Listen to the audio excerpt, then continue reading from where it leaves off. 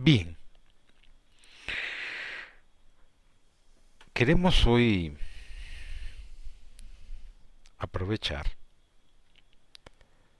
aunque reconocemos que tenemos un sinnúmero de temas abiertos, los que tarde o temprano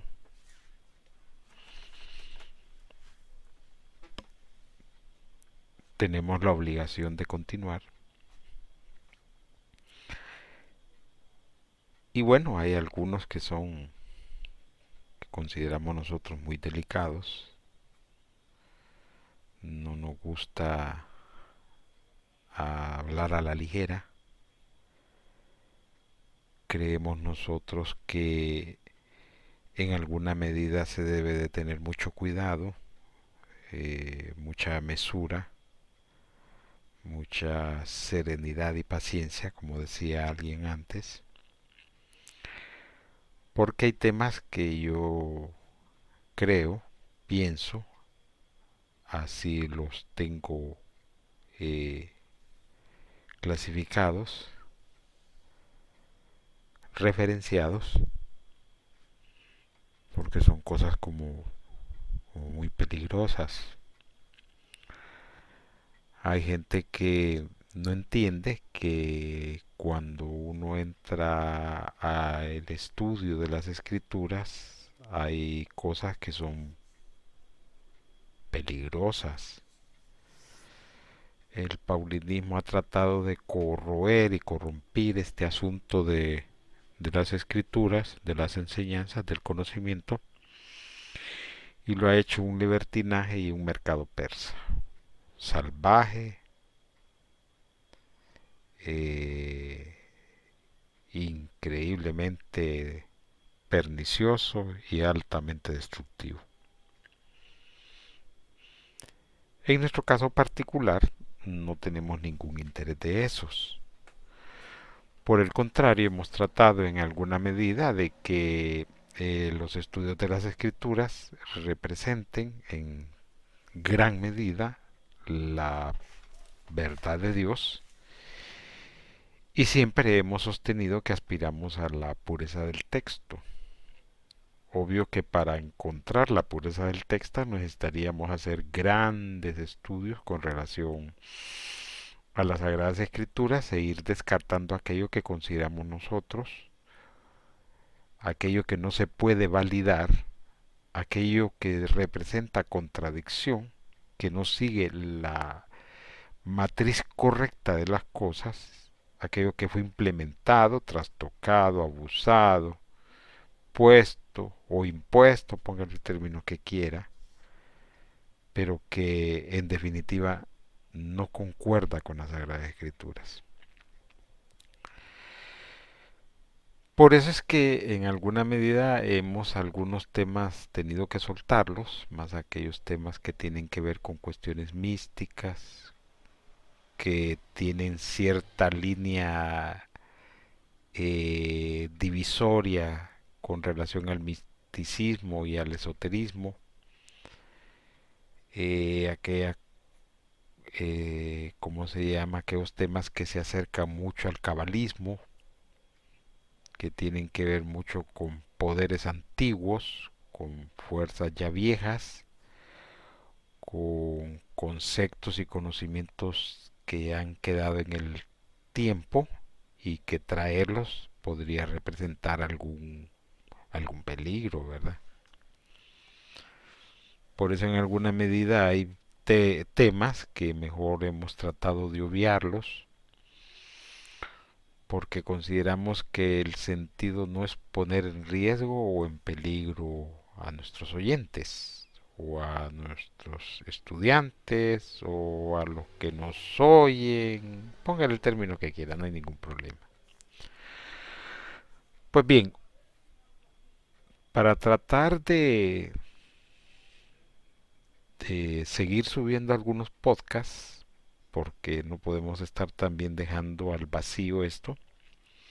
Hemos tenido una gran audiencia, eso se lo agradecemos a Dios, tenemos bastantes oyentes.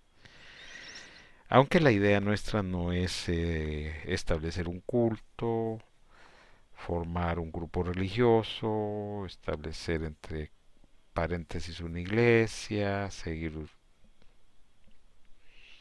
una determinada facción religiosa. Esa no es la idea nuestra. La idea nuestra solo es que compartimos las escrituras y si nos demuestran lo contrario, pues podemos, ¿cómo se llama?, platicar sobre el tema. Entonces nosotros para poder, digo yo,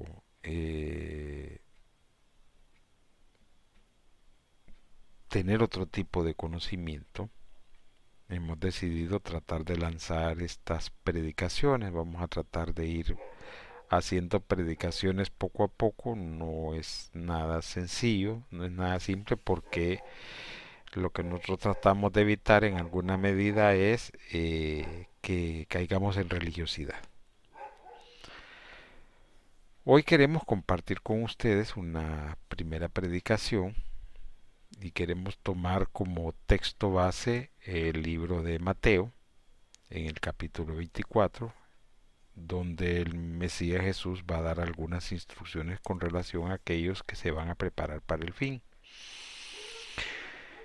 Este asunto del tema del fin es un tema bien complicado, bien difícil de abordar, porque hay distintas perspectivas con relación a este asunto. Uno de esos temas es aquellos que están esperándolo, aquellos que están observándolo y aquellos que están preparándose para tal evento. Podemos ir mencionando más, pero no es la idea. La idea es que tengamos como una especie de contexto donde nos podamos entender. Entonces el Mesías va a dar algunas instrucciones que consideramos nosotros son fundamentales y vitales para entender los eventos antes del fin.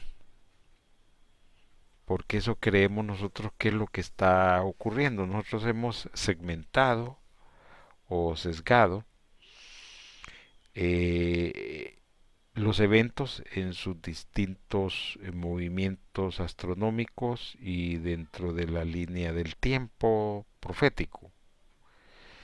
Es así que tenemos los eventos antes del fin, los eventos propiamente del fin y los eventos después del fin. Y cada evento tiene un porqué, una explicación y un sentido que nos da ideas con relación a las cosas. Entonces nuestra idea en esta predicación es que la persona vaya aprendiendo a prepararse para los eventos antes del fin. Por ejemplo,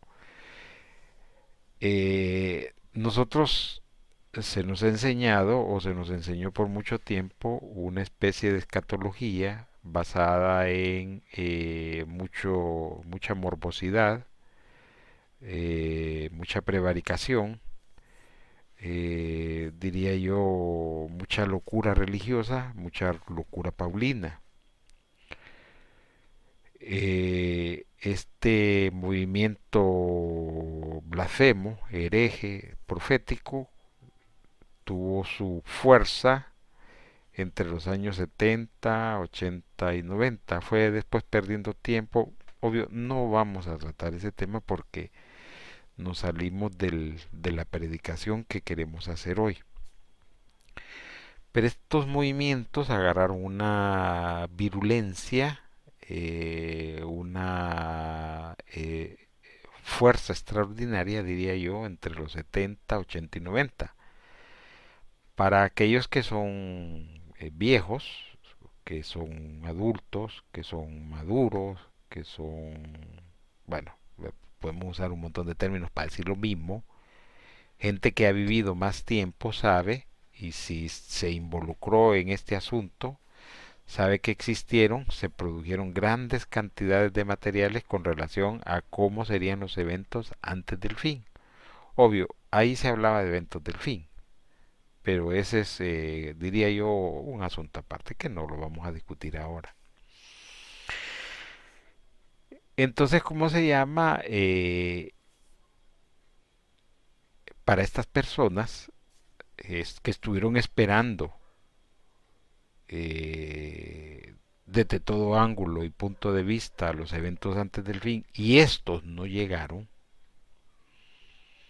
y muchos quedaron defraudados, otros heridos, otros afectados, otros se resistieron, bueno, se replegaron, podemos decir más cosas, pero a lo que queremos llegar nosotros es que fue una época y una era que se saturó de demasiada profecía paulina falsa, vivieron a mucha gente, engañaron a muchas personas, estafaron religiosamente a un montón de incautos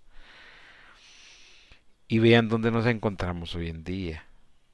Imagínense que ya estamos en el 2024 y nosotros estamos hablando de 1970, 1980, 1990 y la. Ha pasado bastante tiempo. Entonces, nuestra idea al traer este texto de las escrituras es con el propósito de compartir con ustedes algunas apreciaciones que nos parecen muy importantes. Dice Mateo capítulo 24, versículo 1 lo siguiente: cuando Jesús salió del templo y se iba, se acercaron sus discípulos para mostrarle los edificios del templo. Respondiendo él les dijo: ¿veis todo esto? De cierto os digo que no debe quedar aquí piedra sobre piedra que no sea derribada. Habló el Mesías. ¡Wow! Eso hay que tener cuidado. Cuando él habla hay que poner mucha atención porque lo que él dice se cumple. Sigue diciendo el versículo 3. Y estando él sentado en el monte de los olivos, los discípulos se acercaron aparte diciendo: dinos, ¿cuándo serán estas cosas? ¿Y qué señal habrá de tu venida y del fin del siglo? Miren qué cosas tan más interesantes. El capítulo 24 es un capítulo que consideramos nosotros. Es un capítulo de apunte, entienda y prepárese. Si usted lo agarra a la ligera, se robó todo el conocimiento, toda la instrucción, toda la enseñanza. Bueno, podemos seguir diciendo más cosas. El asunto es que se quedó usted mismo en la calle, se robó a sí mismo el conocimiento. Porque este pasaje normalmente es un pasaje que es tomado a la ligera. Es un pasaje que no le buscamos nosotros algún sentido y que no creemos nosotros que tenga muchas figuras escondidas, muchas señales y muchas cosas peligrosas. Vuelvo a repetir, versículo 3: y estando sentado en el monte de los olivos, los discípulos se acercaron aparte, diciendo: dinos, ¿cuándo serán estas cosas? ¿Y qué señal habrá de tu venida y del fin del siglo? Tres cosas. Me llama la atención porque él estaba sentado en el monte del templo. Es una pregunta que creemos nosotros que es válida. ¿Por qué él estaba sentado en el monte del templo?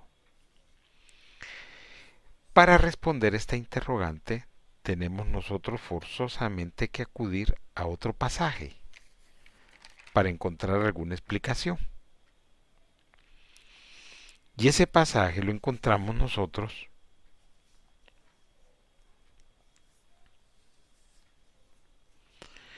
en el capítulo 13, versículo 3 de Marcos.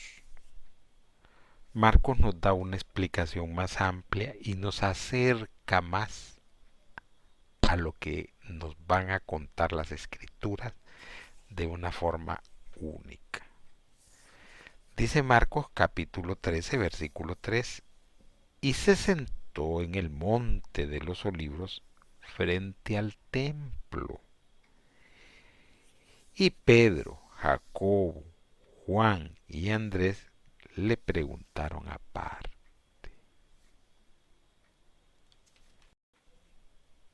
¿Qué cosa tan más extraordinaria? Estando él sentado, dice el versículo 3 del capítulo 24 de Mateo, en el monte de los olivos. Ya tenemos nosotros la primera perspectiva. Miren qué perspectiva tan más increíble. El Mesías se sentó en el monte de los olivos frente al templo. No es para el conocimiento una simple sentada la que él se dio, sino que la escritura para el que escarba, para que el que investiga, para que el que hace trabajos arqueológicos, para el que desempolva, para el que usa la brocha y limpia la tierra, le sale conocimiento extra. Ahora ya sabemos que el Mesías se sentó en el monte frente al templo para dar una visión única de las cosas que estaban por venir.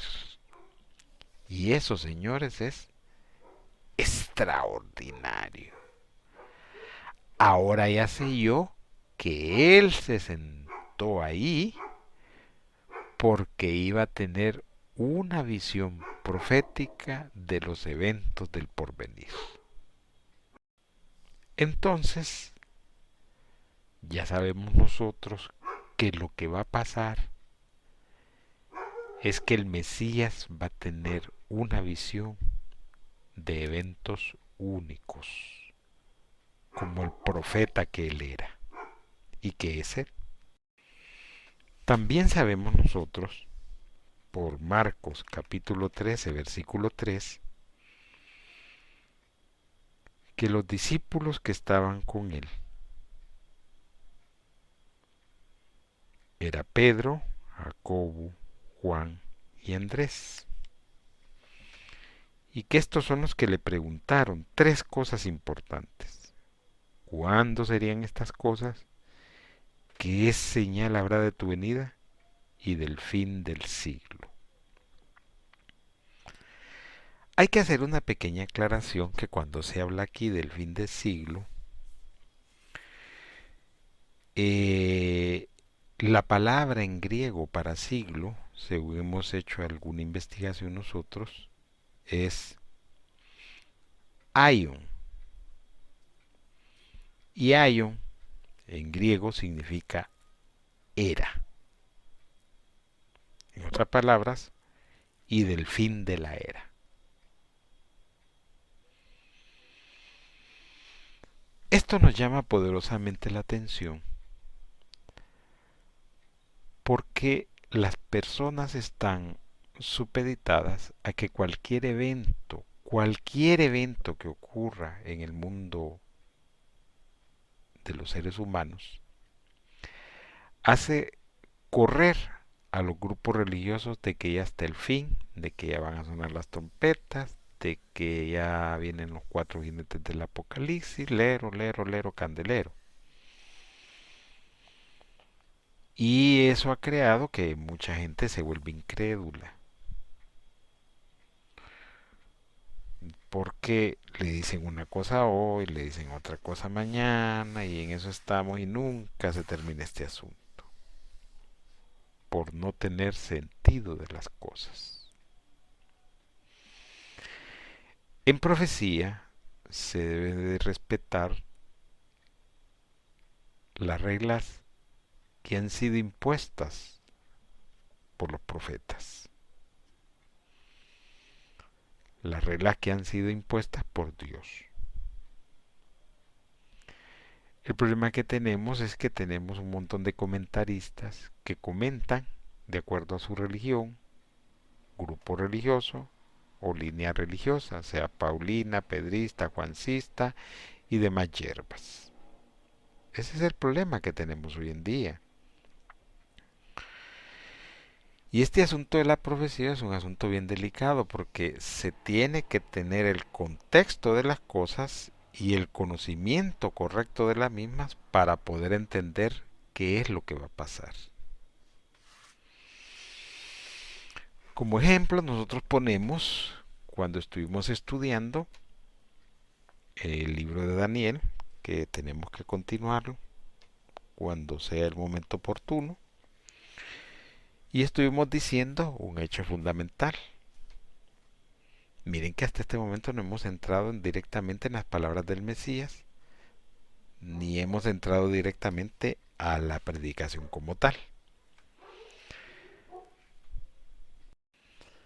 ¿Y eso por qué? Porque, vuelvo a repetirles, el problema que nosotros tenemos con las escrituras y con las profecías es que tenemos un montón de salvajes, bárbaros, abusivos, estafadores religiosos que nos quieren meter a la brava que Apocalipsis ya va a empezar. Llueve, trueno y relampaguee, como ellos dicen. Pero el problema es el desconocimiento que ellos tienen de todo el protocolo profético. No manejan profecía o escatología. No manejan misticismo, ni los símbolos y artes místicas. No manejan la parte de los eventos antes del fin. Y entonces es una melcocha o una alicoca la que tienen de la profecía. Por eso nosotros pusimos como ejemplo, un ejemplo básico en la profecía actual, en este momento profético. Nosotros expresamos que el león persa iba a empezar a respirar. Y todo el mundo vio que respiró. ¿Qué sigue en la profecía en este momento? En estos eventos que va a hablar el Mesías Jesús en el capítulo 24 de Mateo, que el león se pare, que tome su lugar en el mundo profético. Ya sabemos que respira. Ahora tiene que levantarse en cuatro patas. Y para levantarse en cuatro patas no es fácil. Por eso debe levantarse en cuatro patas, para que tome su lugar en el campo profético. Pero la gente no ha entendido eso porque la gente está esperando otras cosas. Y usted no puede llegar a D si en la fórmula no pasa por A, por B y por C. Son reglas elementales.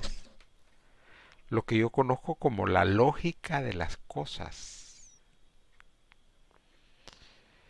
Entonces, mientras el león persa no se levante, sabemos nosotros que el reloj profético no se mueve. Y nosotros sabiendo cuando se levante el león, vamos a saber qué va a pasar en las regiones adyacentes. Y no va a ocurrir lo que piensan un montón de religiosos, paganos, vendidos, falsos, sino que va a pasar lo que ya está profetizado.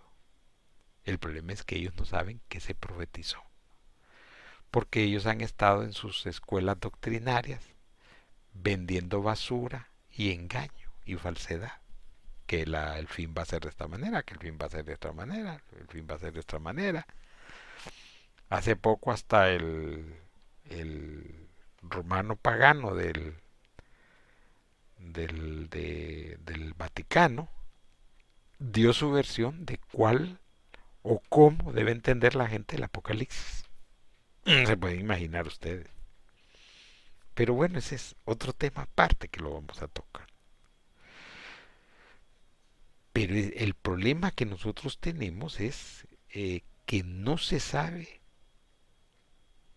ajustar, percibir, referenciar y entender el mapa profético. Por eso es importante lo que dice lo que dice el Mesías, lo que nos va a contar él, porque él nos va a contar algunas cosas, así como en el capítulo 3, en el versículo 3, perdón, del capítulo 24, que nos contaron algunas cosas, también él nos va a contar otro montón de cosas. Pero la gente agarra esos eventos y no entiende qué es lo que está diciendo él. Es que si usted ni siquiera entendió que él se sentó porque él está teniendo una visión de la profecía sobre eventos de milenios hacia adelante y los está explicando a su forma y su voz, usted no va a entender nada. Como lo que está pasando hoy en día en el Medio Oriente, que todo el mundo está esperando que Persia se pare en 4 patas. No sé si la gente entiende qué significa que se va a parar en 4 patas. Creo yo que no lo saben, porque el problema es que este tipo de profecía nadie la estudia, está ahí, pero nadie la quiere estudiar. Entonces, volvemos a leer el versículo 3 del capítulo 24, que dice, y estando él sentado en el monte de los olivos frente al templo, ya sabemos, frente al tiempo, teniendo una visión profética, no lo dice la escritura, pero ahí está, los discípulos se le acercaron. ¿Por qué se le acercan? Porque él está solo, él está teniendo su visión, y se acercan ellos. Mire, la misma escritura, solo que usted tiene que irla desminuzando poco a poco, le está diciendo que él estaba solo, él estaba teniendo su visión, ellos se acercan, ya sabemos quiénes se acercaron y le preguntaron 3 cosas. Una, ¿cuándo serían estas cosas? 2, ¿qué señal habrá de tu venida? Y 3, del fin de la era. Porque recuerden ustedes que en las escrituras se da un fenómeno bien raro. Y es que los interlocutores creen que todo va a ser en su tiempo. El Mesías sabe que eso no va a ser en el tiempo de ellos, sino que tienen que pasar muchas cosas desde el tiempo de él hasta que llegue el momento en que comiencen los eventos del fin, antes del fin, perdón, no los eventos del fin, sino los eventos antes del fin. Entonces el Mesías en su soledad es interrumpido por los discípulos de él porque están ansiosos de querer conocer cosas del futuro lejano, no del futuro inmediato, del futuro lejano. Entonces el Mesías viene y empieza a hablar en el versículo 4 y dice del capítulo 24, respondiendo Jesús les dijo, mirad que nadie os engañe. ¡Wow! Esta sola declaración genera una serie de situaciones increíbles. ¿Por qué? Porque el Mesías nos está diciendo a nosotros, aún mucho antes de que la fe se establezca, de que va a haber una confusión religiosa, un mercado persa de la fe, y el engaño va a estar para arriba y para abajo. no puede, creo yo, empezar de otra forma. Escogió las mejores palabras y nos dejó el mejor pensamiento y la mayor advertencia que se pudo dejar en ese entonces, cuando dijo, mirad que nadie os engañe. Eso es extraordinario, porque nos dice a nosotros, señores, miren, ustedes pueden estar en aquel mundo que viene, creer todo lo que quieran creer, pero no se dejen engañar, por favor. Señores, no se dejen engañar. Y esa es la reflexión que tenemos hoy. Este es el meollo del asunto. Mirad que nadie os engañe. Usted puede estar en cualquier grupo religioso que quiera, puede ir a cualquier templo que se le ocurra, pero de una cosa debe estar claro. Está engañado. Está engañado. Porque el Mesías claramente advirtió, mirad que nadie os engañe. O sea, que ya se cumplió esta primera profecía. Los han engañado a casi todos. Porque es una profecía. La gente no cree que eso es profético porque no le da la perspectiva. Es una profecía. Está diciendo, señores, los van a engañar. Viene el gran engaño. Esta gente no le va a tener piedad a nadie. Los van a despedazar. Los van a meter en grupos religiosos. Los van a sacudir completamente y los van a perder. Allá ustedes si se dejan engañar, porque los eventos antes del fin son el gran engaño. Y eso es lo que tenemos hoy en día. Tenemos religiones y grupos religiosos para todos los gustos, para todos los olores, sabores, colores, póngale el término que quiera. Usted eso no lo puede negar, esta profecía está cumplida. Se cumplió la profecía de que no los dejaran engañar y los engañaron. Se cumplió. Se cumplió. Se cumplió. En este tiempo, milenios después de que él lo dijera, la gente ha sido engañada. Y esto sí nos llama poderosamente la atención a nosotros, porque se supone que la gente no debió ser engañada, porque el mismo Mesías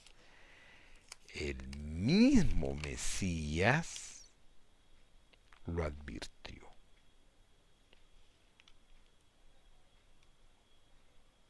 Y eso, señores, es terrible. ¿Por qué? Porque se cumplió la profecía.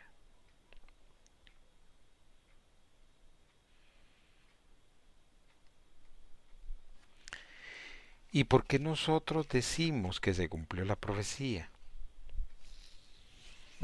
Hay un pasaje en el libro de Apocalipsis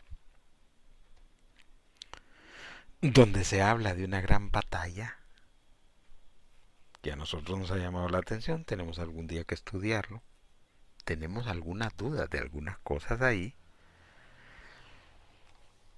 pero ahí en el capítulo 12, versículo 9, una declaración que contrasta con Mateo capítulo 24, versículo 4. Dice Apocalipsis capítulo 12, versículo 9.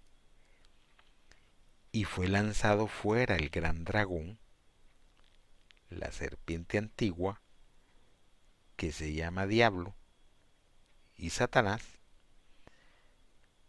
el cual engaña al mundo entero. Fue arrojado a la tierra y sus ángeles fueron arrojados con él. Esta es la frase espectacular, el cual engaña, no engañó, no va a engañar, engaña, presente al mundo entero. Que choca, pega y contrasta de distintas formas con la declaración del Mesías en el capítulo 24, versículo 4, y respondió Jesús y les dijo, mirad que nadie os engañe. Pero Satanás ya engañó al mundo entero.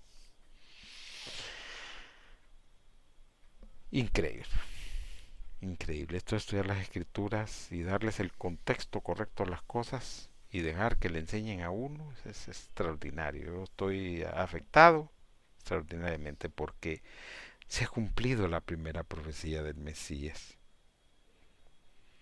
Ya nos dijo él, respondiendo una pregunta, que ¿cuándo serán estas cosas? Ya nos dijo él, mirad que nadie os engañe. Quisiésemos continuar, pero creemos nosotros que este primer intento de predicación lo vamos a dejar hasta acá. Vamos a seguir teniendo otras predicaciones para que el público se alimente. Siempre les recordamos que nos pueden escribir a la ultimaiglesia@gmail.com. También pueden visitar la página web laultimiglesia.com. Ahí tenemos, ¿cómo se llama? Información, los podcasts, estudios. Y bueno, siempre los invitamos a estar pendientes de nuestras nuevas estas producciones. Y pues de antemano les agradecemos la atención a la presente. Muchas gracias.